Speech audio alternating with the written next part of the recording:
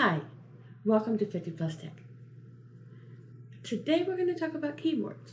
And the reason I wanted to talk about keyboards is I wanted to make the case for those who may be still using keyboards like this with membrane keys and with a 10 key to start using something a little smaller and to show you what the customization options are for a mechanical TKL keyboard. Okay, so I used this one for probably a decade. It was either this one or a Microsoft keyboard that had a little bit of a bump, and so it was supposed to be ergonomically friendly for our hands, and so I used that one for a long time. And I used this one as well. Probably a couple years ago, 2 or 3 years ago, I had a friend who was getting into all the mechanical keyboard stuff, and he handed me a TKL. It wasn't this one. I think it was a Ducky or something like that. And he handed me this keyboard, and I said, all right, I'll try it. Because I had been using a keyboard. It looked like an old typewriter style one after this one. And it had a little bit of a mechanical to it, but it was not the best keyboard. So he handed me one like this.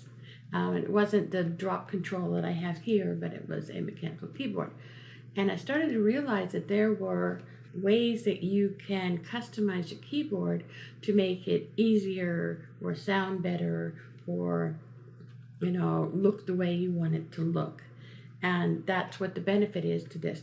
We don't need, unless you're in accounting or tax or something like that, we don't need the number pad anymore. So it seems to me like a keyboard that is smaller and takes up less space on the desktop makes more sense than continuing to use something that has, look at how big this is compared to this keyboard. And this isn't even the smallest ones that they have. They have like 60% and 40% and all, different sizes. I am not brave enough to go down to a 60%, but I am really happy with the 10 keyless or the TKL style keyboards.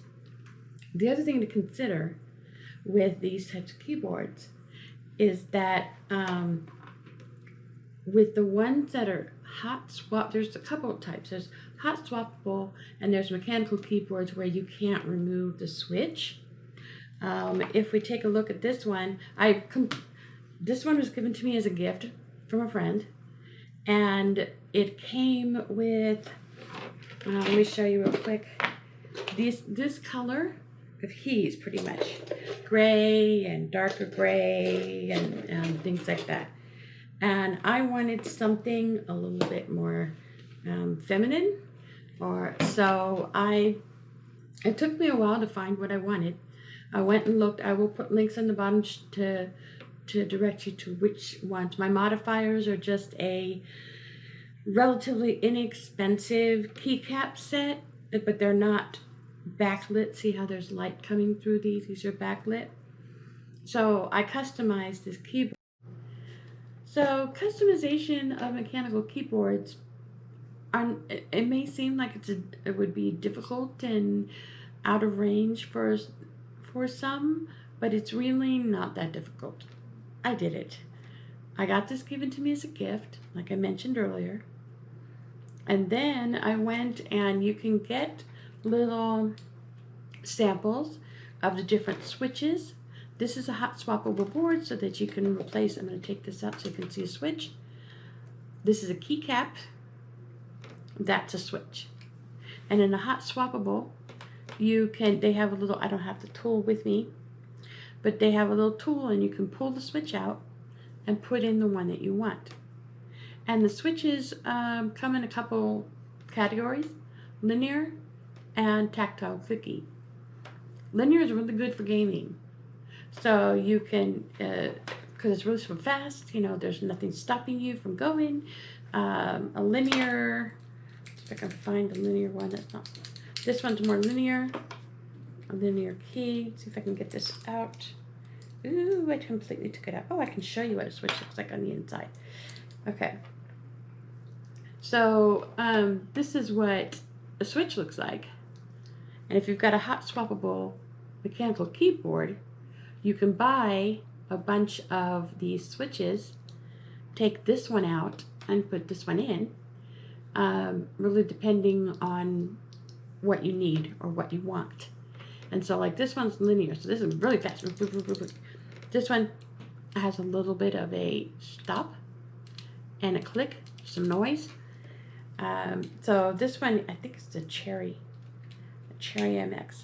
So if you buy a keyboard with hot swappable, I would recommend that you get a sample thing from like a Novel Keys. I'll put the links in the bottom so that you can try them out and see which ones feel best. Like this is green. There's a little bit of a stop. So why does it matter? Or why would you change out the switches, and why not just use one of the regular keyboards? Because you have the opportunity to make the keyboard the way that's most comfortable for you.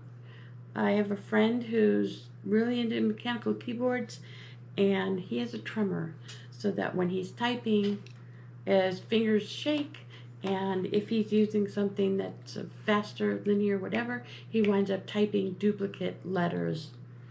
And so for older individuals that might be struggling with some arthritis or with some tremors, putting together a keyboard like this can come in handy. And like I said, I just basically took all of the switches out and replaced it with something. I wanted something tactile clicky, so I got tactile clicky, and then I went and got a bunch of keycaps the way I wanted it. The next thing I want to get is a little board that comes, and the size. The other thing to think about too is that the larger keyboards take up more space, and that means that you have to move your hand on your mouse. Let's see, here's my mouse back here. Further out. So if you've got a smaller keyboard, then it's a little bit easier for those of us who might be challenged by arthritis or tremors or something to that effect. I love my mechanical keyboard, and if you weren't sure whether or not you should get into mechanical keyboards, I would recommend doing so. Thank you so much for watching. Please subscribe and hit the notification bell if you don't mind. This helps me with the algorithm. Let me know if you have any questions about setting up a mechanical keyboard, or if there's anything that you have concerns about. I have had my mechanical keyboard or some form of mechanical keyboard for almost 3 years, and I really do love mine, and I really love the fact that I was able to customize it the way I did, just based on what's available now. So if you have questions, go ahead and ask in the comments, please, and I will try to answer them. And if I get enough questions, then I will create a video just discussing some of the intricacies. I didn't want to get too deep in the weeds with some of the stuff, which is why it seemed kind of bare bones, but let me know. And Fozzie says bye. You say bye-bye. Thank you.